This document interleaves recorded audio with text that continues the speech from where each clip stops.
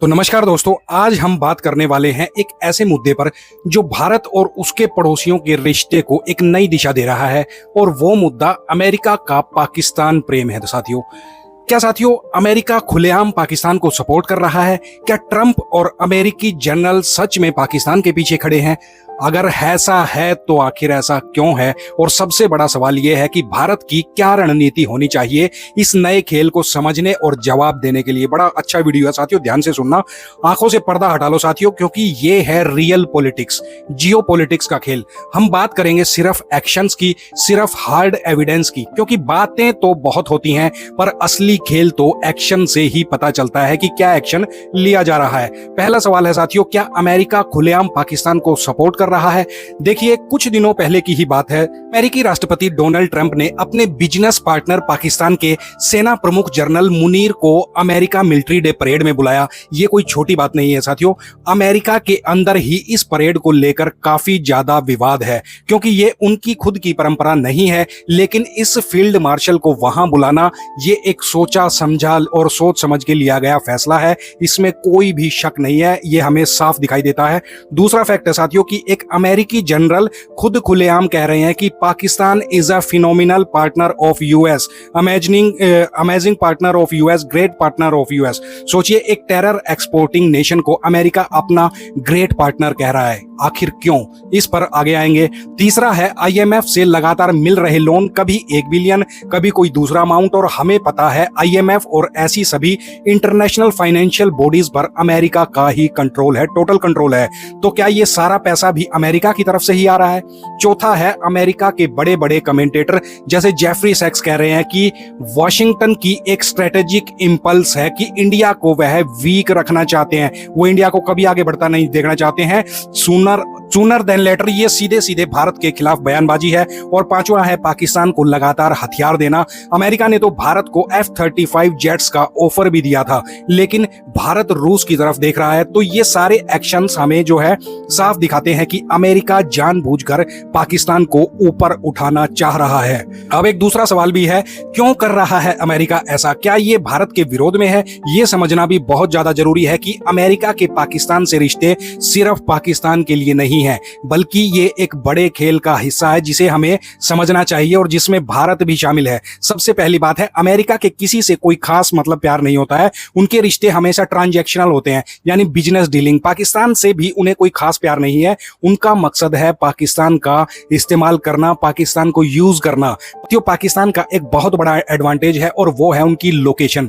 America के लिए पूरा मिडिल ईस्ट और ईरान महत्वपूर्ण है। इराक और सीरिया तो खत्म हो चुका है, बचा है अब सिर्फ ईरान। और अगर अमेरिका को ईरान पर कोई बड़ा एक्शन लेना है तो पाकिस्तान की जरूरत उन्हें जरूर पड़ेगी। उनकी जमीन, एयरबेस, लॉजिस्टिक्स, पाकिस्तान हर चीज अपनी बेचने को तैयार है, क्योंकि भूखा नंगा देश है वो, तो उसमें कोई नेशनल स्वाभिमान नहीं है। तो अमेरिका पाकिस्तान की पीठ थपथपा देता है, क्योंकि उसे पाकिस्तान की जमीन का इस्तेमाल करना है। इसके अलावा चीन को भी अमेरिका पसंद नहीं करता है, बिल्कुल पसंद नहीं करता है। अगर पाकिस्तान पूरी तरीके से चीन की गोद में जाके बैठ जाए तो वो भी अमेरिका के हित में बिल्कुल भी नहीं है। तो पाकिस्तान को चीन से भी दूर रखने के लिए अमेरिका हर समय उसे सपोर्ट करता रहता है। अब बात आती है भारत की। साथियों, मेरी राय में ये सब भारत की सैन्य सफलताओं के कारण हो रहा है। जब भारत ने पाकिस्तान के एयरबेस पर हमला किया, जिसमें कहा जा रहा है कि पाकिस्तान के परमाणु हथियार भी वहीं पर कुक हो गए, वहीं पर जो है खत्म हो गए, तो इससे अमेरिका को और ज्यादा टेंशन हो गई। कुछ लोग कहते हैं कि उन एयरबेसिस पर अमेरिका का भी कंट्रोल था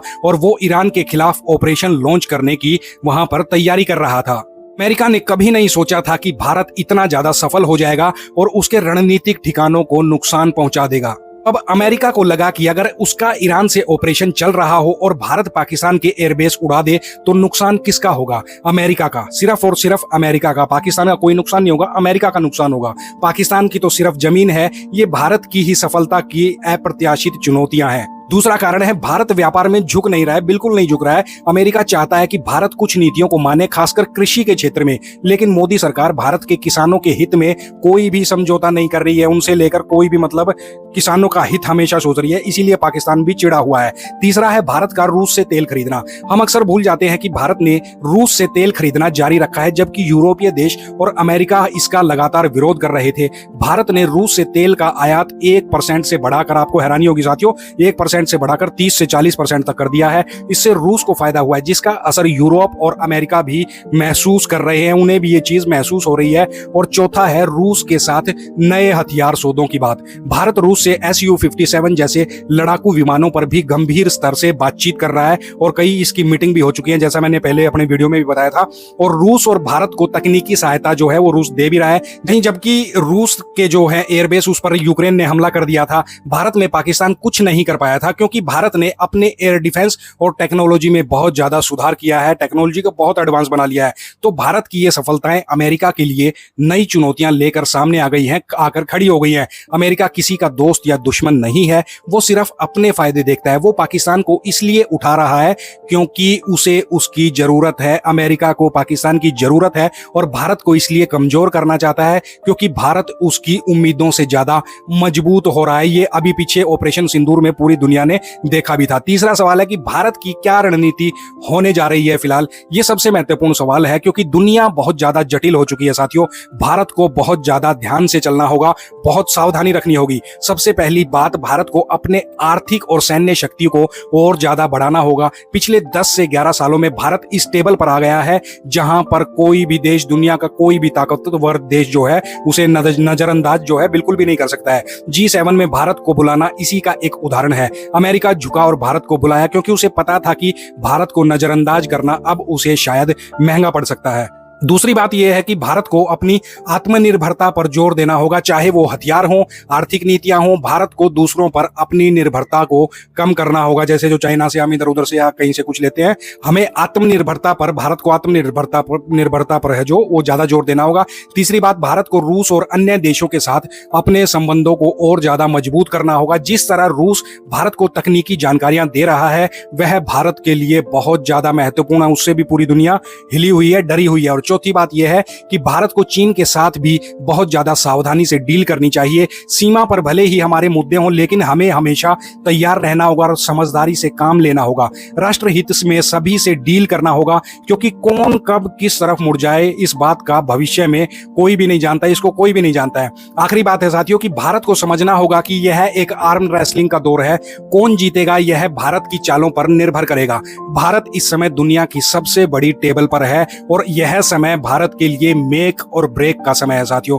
ध्यान देने की बात है, मेक या ब्रेक। इसी स्ट्रेटेजी पर भारत को काम करना चाहिए। तो साथियों, ये थी आज की वीडियो। अगर वीडियो आपको पसंद आई हो तो हमारे चैनल को लाइक, शेयर, सब्सक्राइब जरूर करना। मिलते हैं आपसे कल किसी नए टॉपिक के साथ। तब तक जय हिंद, जय राष्ट्र, जय हरियाणा।